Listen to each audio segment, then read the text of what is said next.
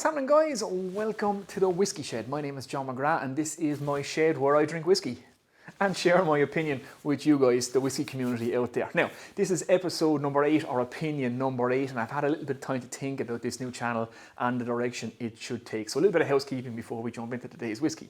So what I've decided is to focus this channel mostly on Irish whiskies. As I'm an Irishman and I'm in Ireland, I can get my hands on most Irish whiskies. They're easily available to me, and I can also get to the distilleries in Ireland. And the fact that Irish whiskey is exploding at the minute, distilleries are popping up all over the place, I can kind of get the news on the ground and get it to you guys. So that's how I think I can add value to this whole whiskey community on YouTube. The fact that I'm in Ireland, I'll focus on Irish whiskey. Now, I do want to taste other whiskies, so I do want to get to the bourbons out there and the scotches and even the Japanese whiskies and other whiskies from around the world. I am curious about them all and I'd like to try them all too. So every now and again, I'm going to throw in like a viewer's choice whiskey. So a bottle that one of you guys recommends to me that's not an Irish whiskey, I'll try and get my hands on it and I'll do a tasting of that too. So every other few bottles, I'll throw in a bottle that's not Irish whiskey. But the main focus of this channel, I think, should be on Irish whiskey, and that's what I intend to do. So there we go, bit of the housekeeping. So let's rock on and jump in and look at today's whiskey.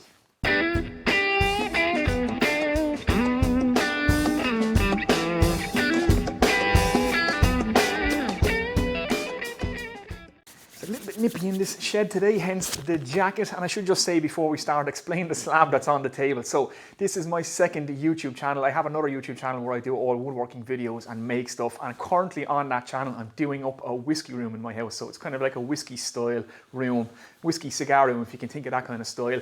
This is a big live edge slab. This is going to be a desk that's going to go into that room. So if you're interested in that, I'll link my channel below and you can check out that whiskey room build. I also link my Instagram for this channel and my Instagram for that other channel as well. Now, that's the housekeeping now done. Now let's look at the whiskey. Okay, on with the show. Let's jump in and look at the whiskey. Now I have a field of cows behind me, so if you hear any mooing going on in the video, that's what it is, okay? It's not anything weird or anything strange. I haven't a cow under the table or anything. It's in the field behind me. Never work with animals. So let's jump in and look at today's whiskey. It's a single pot still Irish whiskey, so the quintessential Irish signature style. It is the single pot still whiskey, and it is my favourite style of whiskey, and I'm completely biased in saying that. But this is from Teeling Distillery. Now, I always like to give a little bit of information and a little bit of history about the bottle before we jump in and taste it. So Teeling Distillery was founded in 2015, so it's a brand new, relatively brand new distillery. It was founded by Jack and Stephen Teeling, who were the son of John Teeling. He founded the Cooley Distillery back in 1987 up in County Louth. He later went on to sell that distillery then, and as part of the deal, Jack and Stephen got 16,000 barrels of aged whiskey from the Cooley Distillery that they could take and start up their new distillery. So like I say, they started a new distillery in the Liberties in Dublin, and it's the first distillery to be built in Dublin in 125 years. Now, Dublin was the capital of the world when it came to whiskey production. Millions of gallons a year were produced there in the late 1800s. And then, like in previous episodes, I told you about the collapse of the Irish whiskey industry. Everything collapsed. And eventually, by 1970, Jameson and John Powers shut up shop in Dublin, consolidated everything down to Cork with the Cork distillers, became Irish distillers, and then everything got done there. And it was one distillery operating nearly in the entire island of Ireland. Now there's loads of distilleries. Irish whiskey is back with a bang, and this, like I say, is the first whiskey to be produced in Dublin in a long, long time. So their pot still was the first pot still to be fired up in Dublin in nearly 40 years, and this is the very first whiskey that they produced there. So it's a young whiskey. It is that single pot still soil. It's made from a mash of 50% malted barley and 50% unmalted barley. It's aged in virgin oak casks, ex-bourbon casks, and then sherry casks, I believe. It's 46% ABV. It's a non-chill filtered whiskey, and there's no colour added to it, which is what we like to see. So let's get it in the glass and let's get tasting it.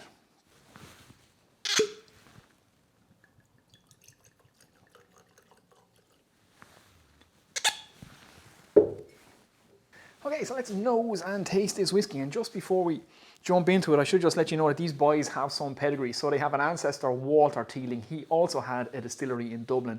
He founded his distillery in 1786, if I have my facts correct. Trying to keep all that stuff in your head is not so easy. But I think it was 1786 on Marrowbone Lane. So it goes back a long way. And their symbol or their logo is that phoenix rising from the pot still. So it's the rebirth of the Teeling whiskey brand. That's what that represents. And it also represents, I suppose, the rebirth of whiskey being distilled once more in Dublin City. They have the Spirit of Dublin. They're two proud Dublin lads. Dublin born on the bottle, reborn 2012.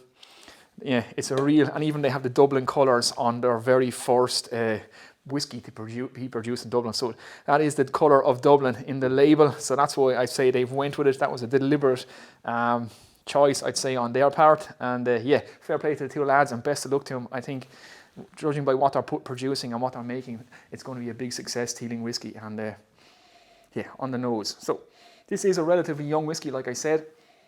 It's aged in virgin oak, bourbon barrels and sherry barrels. Now, I'm not getting much of the sherry. What I get from this is a big dominant note of toasted barley. So you get a real toasted grain smell, which is quite lovely. That's the dominant forefront note to me. If you think, it's almost has like a quality like Bovril, maybe a little smell of Marmite, if you know that things. Now, I'm not a fan of Marmite, but this is quite nice. It's a distinctive pot still flavour. They kind of do select different type casks than what most of the Irish distillers are using, so they're kind of experimenting with cask aging types. And again, it just to the forefront is a big kick of that toasted notes. I'm getting some lemon, a little bit of vanilla there, but not much. I'm not getting much floral notes or fruity notes. Again, it's not like a redbreast, and I'm not getting much of a hint or effect of that sherry cask, but what I am getting is a big toasted barley note, which is quite nice. It has a real kind of harvest, if you think that kind of harvest, almost nutty kind of scent, that smell of grain, toasted wood. That's what I'm getting from this. Yep, and on the palate,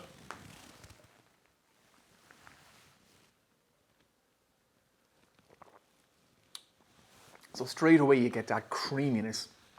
Irish pot still whiskey, it has that famous for that texture. It's a creamy, silky smoothness that kind of coats your whole mouth. You feel it on the tongue straight away. It has a little bit of kick of the ethanol because it is a young whiskey. Like the edges haven't been knocked off yet in the barrel. On the forefront, it's that toasted barley again. That's really there to the forefront. To me, if you were to compare this to, like, if this was a beer, it would be a stout. It has that kind of toasted quality to it. It kind of moves then into a kind of a nuttiness. I'm getting a little bit of maybe lemon and some vanilla. And then you get that white pepper. Now the white pepper is associated with the ethanol, but yeah, you can get that white pepper on the back of the tongue. It's coating the tongue. It has a little bit of staying power to it. It's quite nice, and for a young whiskey, it's pretty good. And in a few years' time, I can imagine that this is going to be an absolutely fantastic pot still whiskey. But yeah, definitely the toasted notes are to the forefront. So if you like that kind of thing, you would really like this.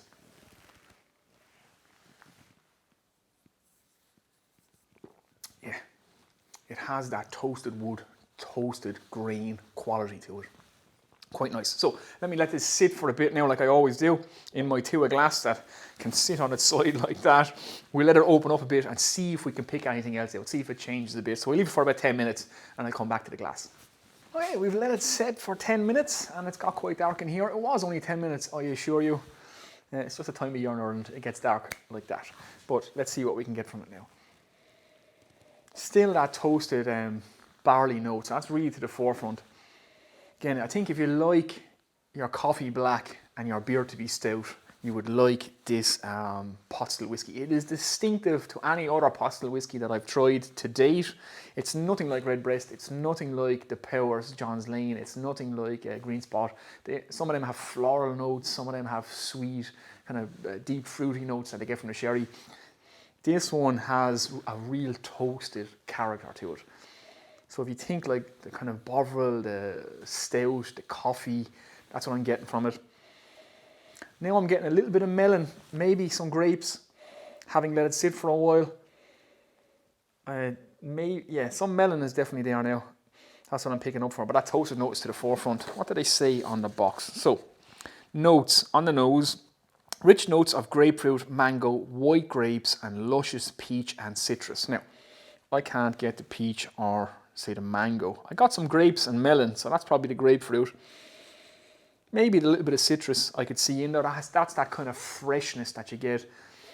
I think Green Spot has that real fresh note as well.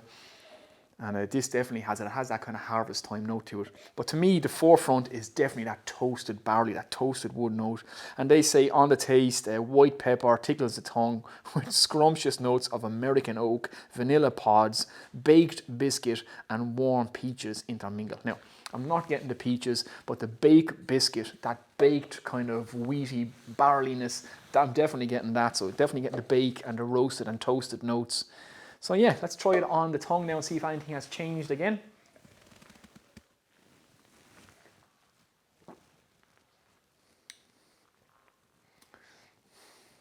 There's a little bit of change in that. It's actually more of a nuttiness now I'm getting. Now I know this is completely subjective and everybody's going to have a different experience from their whiskey, but it's still that toasted notes to the forefront. I know I keep saying that, but that's definitely what I'm getting from this whiskey.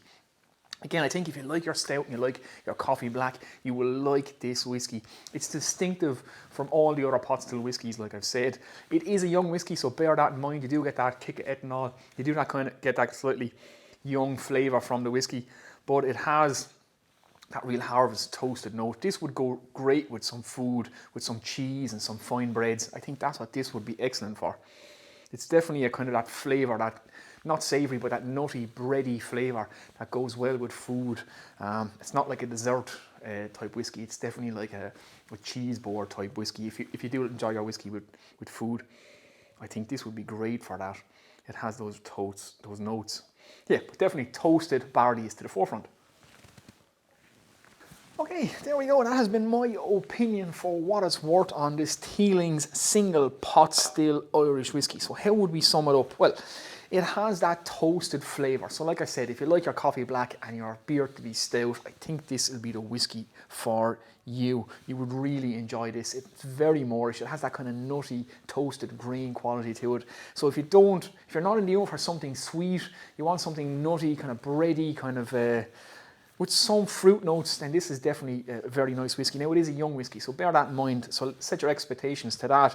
It has that kind of peppery kind of quality. Like I said, I think this would be great with some breads and some cheeses. If you love those, if you're really into your breads, I think you would really like this whiskey as well. So there you go, guys. That's my opinion for what it is worth as being a whiskey novice, but let's get some more in the glass. I quite like this, and yeah, it's definitely one to try. Like I say, if you like your stout and your coffee black, definitely try this. So propose a toast as we always do. So here we go.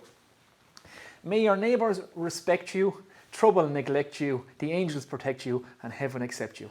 Slán, guys. I'll see you in the next one. Take it easy. Yeah, it's just toasted green. It's quite nice. Harvest time.